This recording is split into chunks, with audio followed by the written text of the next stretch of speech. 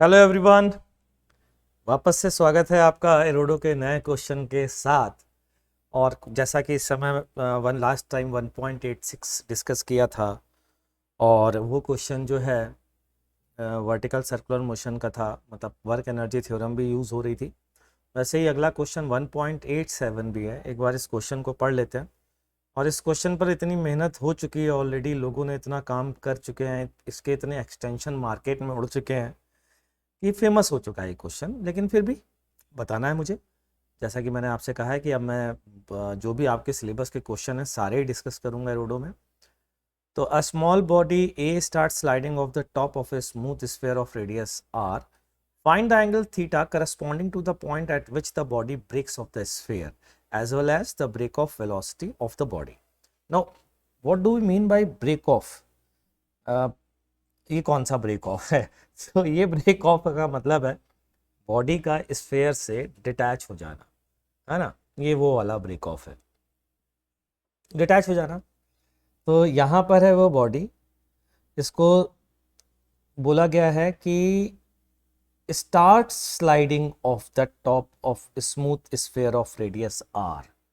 यहाँ पर हमको ये मानना है कि इसकी वेलोसिटी टेंडिंग टुवर्ड्स जीरो है, टेंडिंग टुवर्ड्स जीरो। क्योंकि जीरो बोल दूंगा तो आप कहोगे कि चली गई क्यों, है ना। तो रेस्ट से शुरू करता है, टॉप मोस्ट पॉइंट से, और आपसे पूछा जा रहा है कि बताइए कहाँ पर ब्रेक ऑफ होगा, मतलब कहाँ पर ये कांटेक्ट छोड़ देगा, और उस समय उसकी वेलोसिटी क्या होगी। तो कैसे सोचें सर? तो सबसे पहले कांटेक्ट छोड़ देगा, ये तो किसी फिजिक्स के लॉ में आता नहीं है।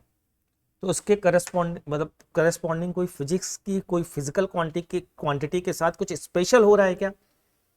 पहले ये समझना पड़ेगा। मैं कहा हाँ बिल्कुल हो रहा है। जहां तक नॉर्मल की रिक्वायरमेंट, ध्यान से सुनना बच्चों, नॉर्मल की रिक्वायरमेंट जहां तक आउटवर्ड होगी वहां तक नॉर्मल कहेगा हाँ जी कोई दिक्कत नहीं।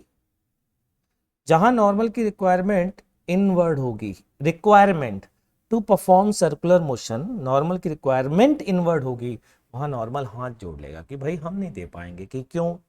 Because normal force is always towards the system, एक दूसरे की ओर लगता है। ये मेरे हाथ पर नॉर्मल फोर्स मेरे हाथ की ओर लगेगा, क्या ये नॉर्मल फोर्स मेरे हाथ को खींच सकता है क्या? अगर मान लीजिए रिक्वायरमेंट है, रिक्वायरमेंट कब हो सकती है?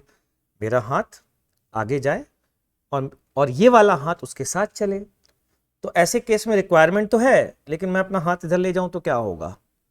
रिक्वायरमेंट फुलफिल नहीं होगी, दोनों डिटैच हो जाएंगे। तो वैसे ही जब तक ये फोर्स बाहर लगता रहेगा, रिक्वायरमेंट बाहर लगने की होगी, नॉर्मल लगता रहेगा, लगता रहेगा, लगता रहेगा, लगता रहेगा। जैसे ही रिक्वायरमेंट अंदर, रिक्वायरमेंट बढ़ेगी अंदर खींचने की, तो वो तो पॉसिबल नहीं है, तो ब्रेक ऑफ हो जाएगा। यानी कि बाहर से अंदर, दैट मीन्स इस पॉइंट पर जस्ट नॉर्मल की वैल्यू जीरो होनी चाहिए। ये हमने समझा, ठीक है। बस हो गई कहानी खत्म। नॉर्मल जीरो है तो सबसे पहले एफबीडी बनाएंगे, क्योंकि इस फोर्स की स्पेसिफिक वैल्यू हमको पता चली है। ये रहा साहब mg। अगर नॉर्मल होता तो ये होता नॉर्मल, और अभी तक तो जस्ट सर्कुलर मोशन ये कर रहा है ना। तो ये एंगल थीटा, क्या मैं कह सकता हूं इस डायरेक्शन में इसका सेंट्रीपिटल एक्सीलरेशन होगा। और बच्चों वो एक्सीलरेशन कितना होगा? वो एक्सीलरेशन होगा AC equals to v square by r, यही होगा। चलिए इक्वेशन लिखते हैं न्यूटन सेकेंड लॉ के करस्पॉन्डिंग वाली। क्या होगी? mg cos theta minus n equals to m we square by r, अगर n होता, but n is how much? Zero. तो बच्चों एक काम तो हो गया। कि क्या हो गया? कि अगर मुझे थीटा पता चल जाए तो मुझे वेलोसिटी भी पता है, जी आर कॉस थीटा। थीटा के टर्म में वेलोसिटी पता है। लेकिन मुझे एक चीज याद आ रही है, पता है क्या? मुझे याद आ रहा है थीटा के टर्म्स में वेलोसिटी, मतलब लोकेशन वर्सेस वेलोसिटी, जब भी बात होती है तो वर्क एनर्जी थ्योरम भी तो बड़ी काम की चीज होती है। ओ हाँ, ये तो भूल ही गया, वर्क एनर्जी थ्योरम भी लगा सकते हैं। बहुत बढ़िया, तो लगाते हैं। कहाँ से कहाँ तक? ये है इनिशियल पॉइंट और ये है फाइनल पॉइंट।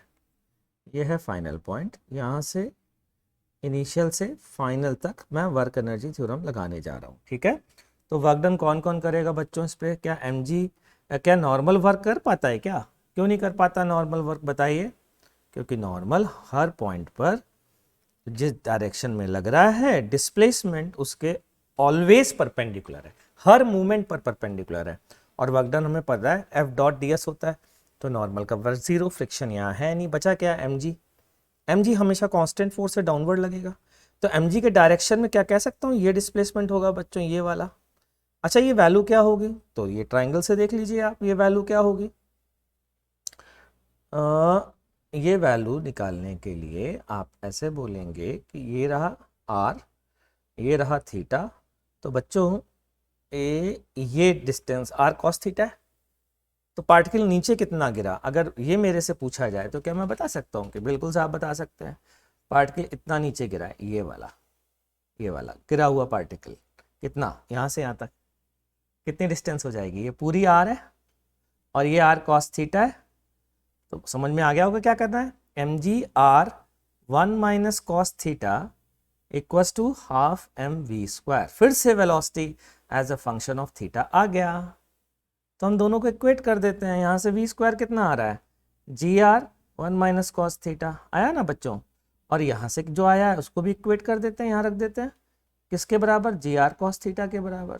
अरे वाह, ये तो हो गया कैंसिल भाई साहब, ये 2 जी आर था यार, हाँ 2, ठीक। तो यहाँ से क्या इक्वेशन आ रही है, 2 minus 2 cos theta equals to cos theta. अरे वाह मज़ा आ गया, कॉस थीटा की वैल्यू बाहर आ चुकी है, that is 2/3, that means theta is cos inverse 2/3। ठीक है, ये आंसर हो गया। अच्छा वेलोसिटी तो कॉस थीटा की वैल्यू रख दीजिए, यहाँ पर कितनी आएगी बच्चों, √2gr/3। अब आगे क्वेश्चन पता है क्या हो सकता है, पार्टिकल एक्सटेंशन देखो क्या हो सकता है, पूछा जा सकता है पार्टिकल ग्राउंड पर कहाँ गिरेगा, तो प्रोजेक्टाइल मोशन का क्वेश्चन हो जाएगा बच्चों। ये एंगल, ये वाली हाइट होगी r sin थीटा, यहाँ पर तुम्हें वेलोसिटी पता है, वेलोसिटी का हॉरिजॉन्टल पता है, वर्टिकल पता है, तो मेरे हिसाब से आपसे डिस्टेंस पूछी जा सकती है, पार्टिकल कहाँ पर गिरेगा, ये इसका एक्सटेंशन हो सकता है।